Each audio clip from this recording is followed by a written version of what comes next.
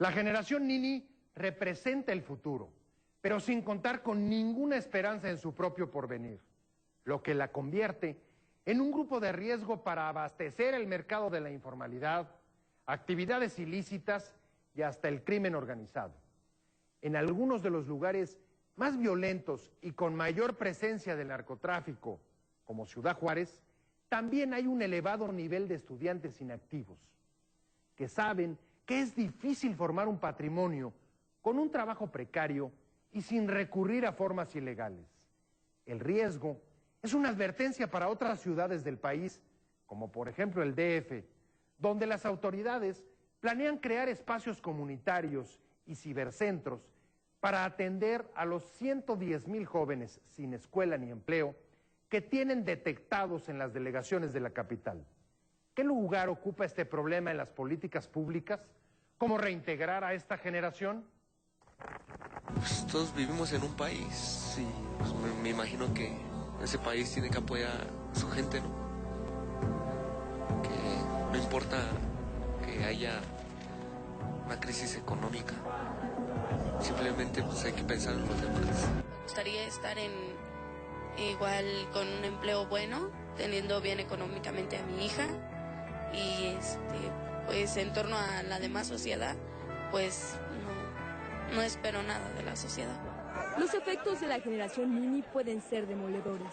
Bueno, las consecuencias pueden ser desde violencia, delincuencia, sobre todo en el nivel de la ciudad, pero también, digamos, frustración, apatía, digamos, construir ciudadanos, que eso es una cosa muy grave en un país que recientemente está, digamos, tratando de darle más juego a la vida democrática.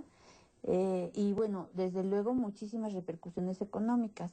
Y lo que va a ir incrementando son los conflictos y las tensiones sociales. Y creo que lo que va a ir incrementando son los distintos rostros de las violencias sociales, porque el Estado y las instituciones ya no están mediando el conflicto social, ni tampoco está otorgando los satisfactores, ni mucho menos los espacios sociales de sentido para la mayoría de los jóvenes de este país. Gobierno, instituciones, sociedad y familia aún no asimilan que la problemática de los ninis no se debe a la falta de madurez ni a la edad, sino al abandono en el que se encuentran. Lo que tendrían que hacer los padres, y yo diría en extensión los mundos adultos, los profesores de las escuelas, los desorientadores vocacionales, los ministros de culto, los sacerdotes, es tratar de comprender y de entender qué les quieren decir la diversidad de sus jóvenes a partir de la gran heterogeneidad de ser jóvenes. Retraducido, que un padre se ponga un poco a entender qué le quiere decir su hijo con la facha que tiene estéticamente hablando. Lo que pasa es que mi papá dijo que me iba a dar el apoyo para estudiar, entonces me sacó de trabajar y ya no me ayudó, me dejó esperando.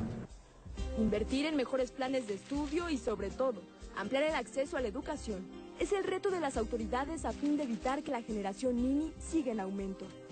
Yo creo que el único apoyo que a mí me sirve es teniendo un lugar en una universidad pública. Entonces, en el funcionamiento de la secundaria, por ejemplo, es donde vemos más problemas, es donde la deserción es más amplia.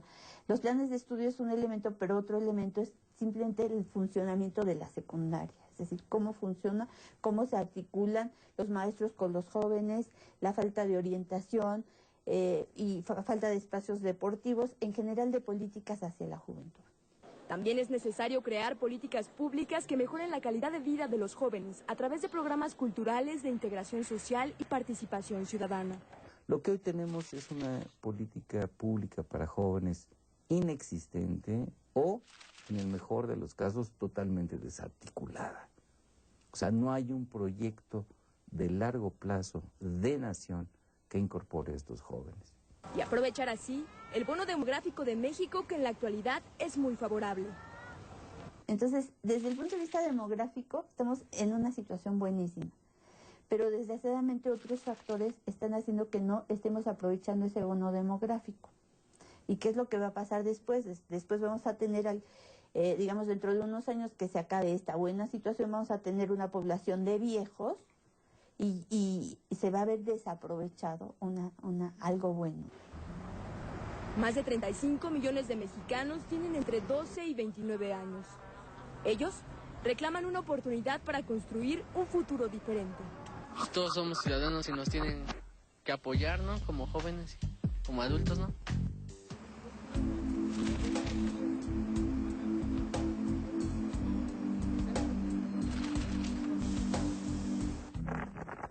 Uno de los peores augurios es saber que podemos llegar al futuro con una generación perdida en el camino.